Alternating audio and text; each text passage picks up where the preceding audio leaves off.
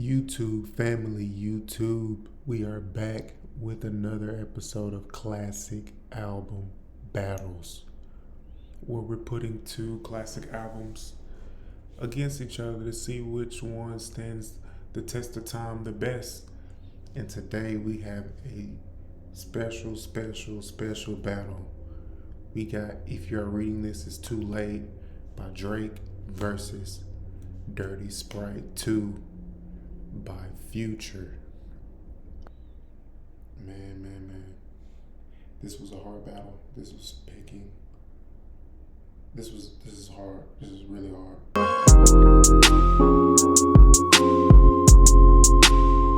Okay. Man, both of these projects came out like, you know what I'm saying, when I was in college. So it was like these were what we was riding around, going to class, listening to, driving back to the city to. Was definitely both of these projects like I feel like this is when Drake basically cemented himself as like the leader of the pack, you know what I'm saying? Like this project has all of his hits on it. Like if you had Drake's top 25 hits, you're gonna get a bulk are gonna come from this. Songs like Energy, songs like 10 Bands. I feel like this album put Drake like at the top of rap, you know what I'm saying? The top of pop music, you know what I'm saying? Hip hop entertainment, you know. And across the way for Future, this cemented him in that star status as well. Like obviously Dirty Sprite 1 was big at the mixtape, but this kind of brought him back home as far as it's like he left and went pop and came back with this one. This one was like the bona fide banger. Like I there's maybe one or two skips on this entire project, you know what I'm saying?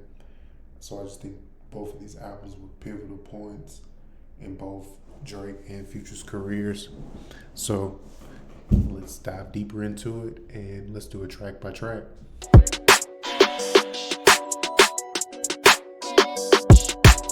Alright, so we're gonna jump right into the track by track.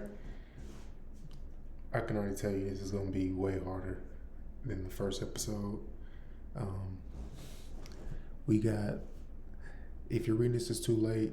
It's a 77-minute project, while Dirty Sprite 2 is 86 minutes long. You can't really see it because my face is right here, but yeah. Track 1, we got Legend versus Thought It Was a Drought. I wish there was a skip on this one because this one's hard. I'm going to say Legend. I'm just going to give it to Legend, I feel like.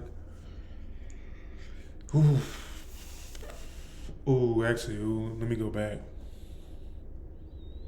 I just fuck your bitch in some Gucci flip flops. Man, I'm gonna go.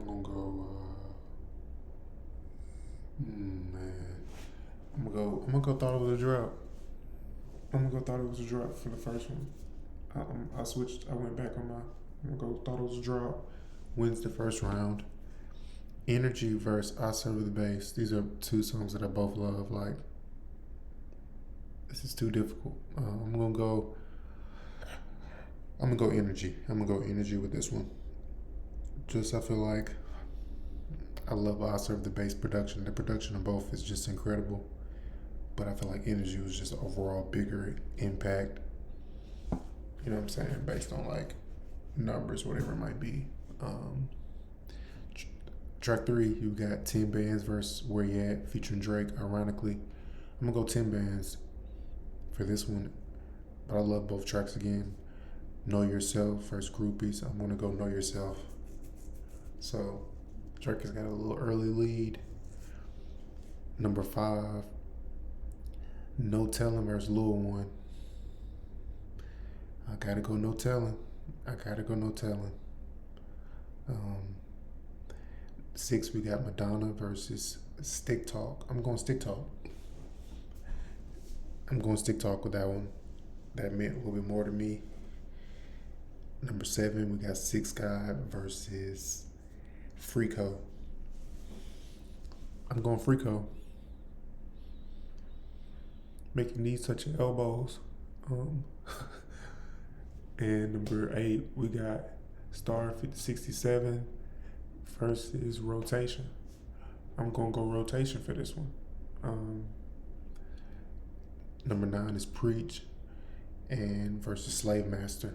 Like, when I tell you this is the hardest, this is so neck and neck. This is the most neck and neck. I don't think it can get more even than this. Like,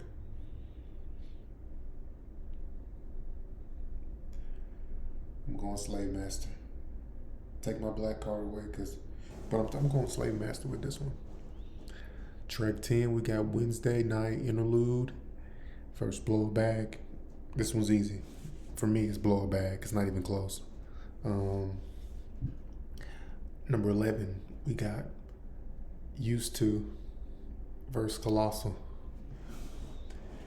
Oh, man. I don't even want to do this. I'm going Used To featuring Wayne. That, to me, just meant a little bit more. I love Colossal. Man, both of these albums are just incredible. Number 12, we got 6 Man versus Rich Sex. I'm going 6 Man for that one. Track 13, we got Now and Forever versus Blood on the Money. I'm going Blood on the Money. And I guess that's where that Future ends, but there's the deluxe edition, which most of these deluxe edition tracks are my favorite, which is ironic too. So track 14, you got Company and Trap Niggas. I'm going Trap Niggas. Track 15, you got You and the Six versus Percocet and Stripper Joint. I'm going Percocet and Stripper Joint. That might be my favorite Future song of all time. 16, you got Jungle, Real Sisters, like another anybody can win type of battle. I'm going Real Sisters.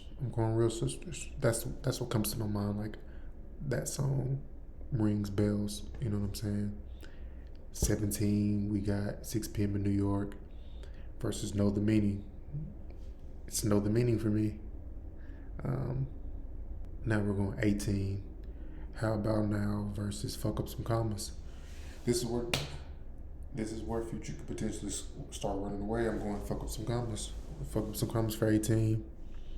And now we got My Side, number 19, battle. Like I Never Left, I'm giving that to My Side. I'm going to have to tally this up in a second, but boy, this one was like picking your favorite kid, you know.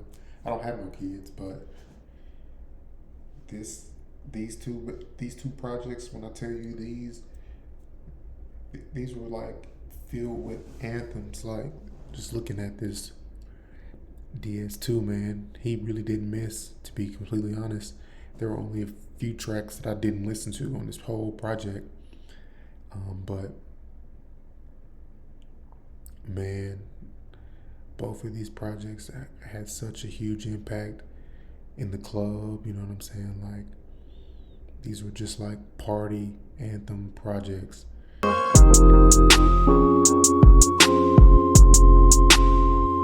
Okay. Yeah, just to go back into talking about both of these projects a little bit more, I mean, the production on these projects, like, Future was in his bag with Southside, Metro, 808 Mafia. I think 808 Mafia had their hands all over this. And then, if you're reading this too late, Drake, I'm pretty sure Boy Wonder, obviously Boy Wonder and 40 had a huge part in this, and Quentin Miller had a huge part in this as well. But, and another thing I don't know if this matters, it just depends on who you are as a listener, but does it matter that Drake, basically, this is when the claims of Quentin Miller came out with this project? Does this take away what this means to you or does it not matter? Because it kind of matters to me, but it's still a good project regardless. Yeah, man. As a Future fan, I would say this is the project that I feel like it's his perfect project out of all his projects. And I know I'm gonna get hate because some people say Evolve, um, um, Future Hendrix. You know, he got a lot of different projects that you could say is his magnus opus, his best overall. But to me, my personal opinion, this is Future's best project. So I'm okay with him winning if that's what the numbers show when I tally this up. But overall, I feel like these two projects really catapulted both of these dudes into like number one, number two. You know what I'm saying? At this time, you could put Cole, Kendrick, and Kanye in that conversation, but these two guys had the best argument to say they're the best rapper at that point in time, just because of the hit making. They made hits at a crazy level at this point in time. Like, to me, this was like, I'm not gonna say the prime of Drake, but like, it's like LeBron. You know what I'm saying? It's like LeBron at Cleveland. You know what I'm saying? Like coming back to Cleveland type shit, or even being at Miami Heat. That's a terrible, um, a terrible comparison. But yeah, man, these two projects were just super duper impactful for me. So thank you guys for watching. What's next? What are the best projects you want to do? What are your classic albums? Um, but yeah, thanks for watching. Subscribe. I'm gonna say it 100 times.